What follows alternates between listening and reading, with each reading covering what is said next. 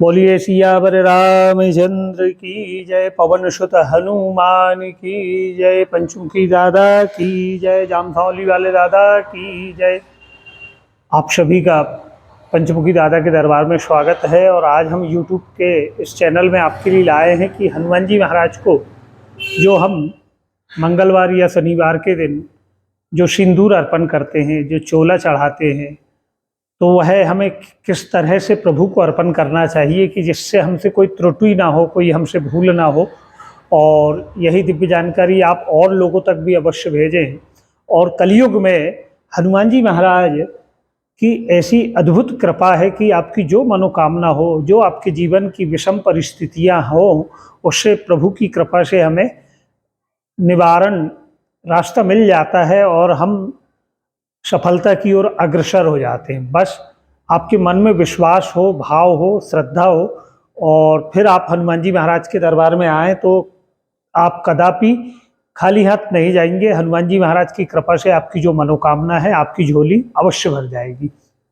मंगलवार के दिन या शनिवार के दिन आपको अगर हनुमान जी महाराज को सिंदूर चोला अर्पण करना हो, वस्त्र अर्पण करना हो, ध्वजा अर्पण करना हो, तो क्या करना रहेगा? या तो प्रातः ब्रह्म मुहूर्त में आप प्रभु को यह चोला अर्पण करें या फिर 9 बजे के बाद प्रभु को चोला अर्पण करें। सर्वप्रथम आने के बाद एक दीपक प्रज्वलित कर लेंगे।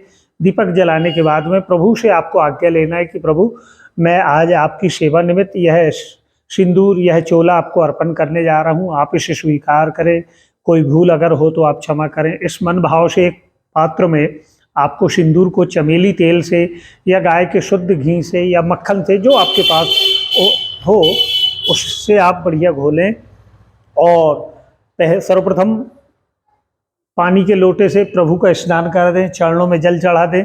जल चढ़ाने के बाद में फिर आपको वह सिंदूर जो आपने घोले हैं, प्रथम प्रभु के हृदय में आप लगाएं। वहाँ राम जी का निवास रहता है, उनको आप तिलक कर दें, राम जी को तिलक कर दें।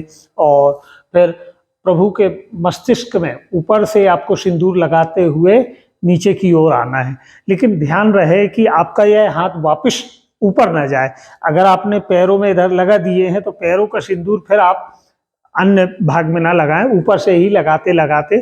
और जिस दौरान आप प्रभु को सिंदूर लगाएं, उस दौरान आपको श्री राम जय जय राम की माला करते रहना है या फिर राम जी की स्तुति करना है, जैसे श्री रामचंद्र कृपाल भज मन।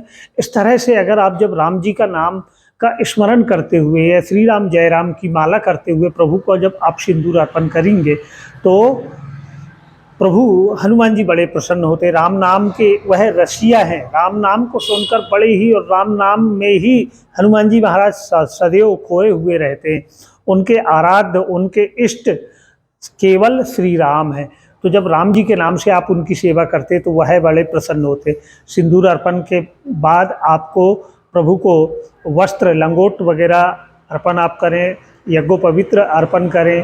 तत्पश्चात चंदन से, अष्टगंध से तिलक करें। फिर अकौआ के पत्ते में राम नाम, जैसे भी प्रभु ने धारण किए राम नाम वाली ऐसी माला आपको पहनाना है, तो उससे भी प्रभु बड़े प्रसन्न हो जाते। राम नाम की उस माला से, तुलसी माला हो तो आप तुलसी माला भी प्रभु को अर्पण कर सकते हैं।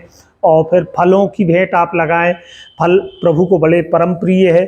और फिर गुड़ फुटाना या मोदक लड्डू, वह भी आप बूंदी के लड्डू हो, मगज के लड्डू हो, जो आपके पास हो, या गुड़ चना, जैसी जो आपकी व्यवस्था हो, वह प्रभु को आप अर्पण करके धूप दिखाएं, दीपक दर्शन करें, आरती करें।